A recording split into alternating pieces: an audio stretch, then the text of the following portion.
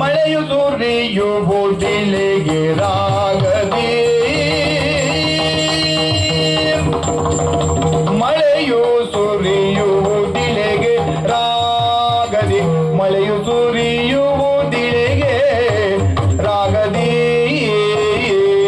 ಬೆಳಗುವುದು ಬೆಳಗುವುದು ದೀಪಗಳು ಗಾರದಿ, ಬೆಳಗುವುದು ದೀಪಗಳು, ಬೆಳಗುವುದು ದೀಪಗಳು ಗಾನದಿ.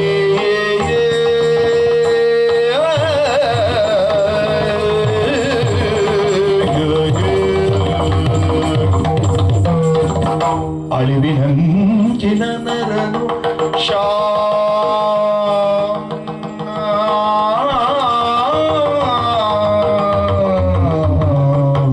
ಶಾಂತಿಯ ತಳೆವ, ಅಳಿವಿನಂಚಿನ ನರನು ಶಾಂತಿಯ ತಳೆವ,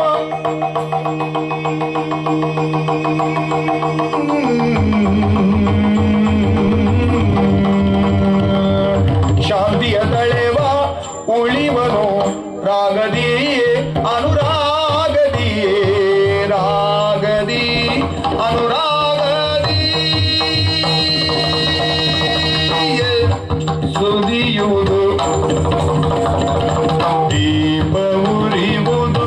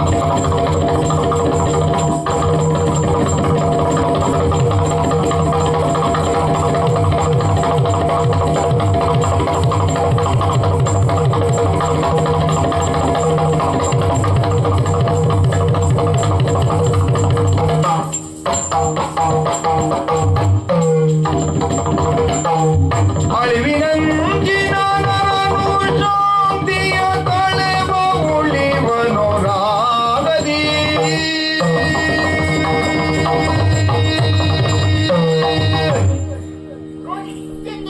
ಏನು ಹಾಡಿನಲ್ಲಿ ಅಷ್ಟು ಶಕ್ತಿ ಏನಿದೆ?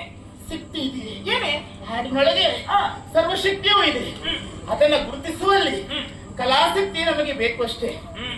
ಬೇಡರ ಬಾಲೆಯೊಬ್ಬಳು ಗಂಧದ ತುಂಡನ್ನು ಕೊಂಡು ಹೋಗಿ ಒಲೆಗೆ ಹಾಕುತ್ತಾಳೆ. ಅವಳಿಗೆ ಆ ಗಂಧದ ತುಂಡಿನ ಶ್ರೇಷ್ಠತೆಯ ಬಗ್ಗೆ ಜ್ಞಾನವಿಲ್ಲ. ಹಾಗೆಯೇ ಕಲೆಯ ಬಗೆಗಾಗಿ ಆಸಕ್ತಿ ಇಲ್ಲದ ಕಾರಣ ನಿನ್ನ ಬಾಯಲ್ಲಿ ಇಂಥ ಮಾತುಗಳು ಹುಟ್ಟಿದವು. ಇದನ್ನ ಕೇಳಿ ಕಲಾರಾಧಕ್ಕೆ ಆಗಿರುತ್ತ ನಾನು ಸುಮ್ಮನುಳಿದೆ ಅಂತಾದ್ರೆ ನಾನು ಕಲಾದೇವಿಗೆ ವಂಚನೆ ಮಾಡಿದ ಹಾಗಾಗುತ್ತದೆ. ಯಾವ ಕಾಲಕ್ಕೂ ಈ ರೀತಿಯಾಗಿ ತಾಸಾರದ ಮಾತುಗಳನ್ನು ಆಡಬೇಡಿವಿ. ರಾಗದ ಪ್ರಭಾವಗಳು ನಾನು ತಿಳಿದಿದ್ದೇನೆ. ಯಾಕೆ ಆಡಬಾರ್ದು ಹೇಳು? ಹಾಡು ಕೇವಲ ಕ್ಷಣಿಕ ಸುಖ ಕೊಡುವುದಷ್ಟೇ. ಸ್ಥಿರ ಸುಖವನ್ನು ಕೊಡುವುದು ಬೇರೆ, ಹಾರಿಕೆ ಸುಖವನ್ನು ಕೊಡುವುದು ಬೇರೆ. ಕ್ಷಣಿಕ ಸುಖ ಕೊಡುವುದು ಯಾರಿಗೆ? ಕೇಳಿ ಹೋಗ್ತದೆ ಕೆಲವರಿಗೆ, ಅವರಿಗೆ ಮಾತ್ರ. ಅದನ್ನು ಆರಾಧಿಸುವವರಿಗೆ ಅದು ಸ್ಥಿರವೂ ಸುಖ ಕೊಡುತ್ತದೆ. ಈ ಹೊತ್ತಿಗೆ ಹೊಟ್ಟೆ ತುಂಬದ. ಇವತ್ತಿಗೂ ಕೆಲವು ಕಡೆ ಹಣ ಕೊಟ್ಟು ಕಾರ್ಯಕ್ರಮ ನೋಡ್ತಾರೆ.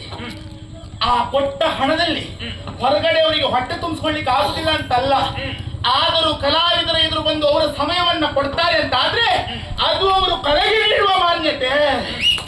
ಮತ್ತೆ ಕಲಾವಿದರ ಬದುಕು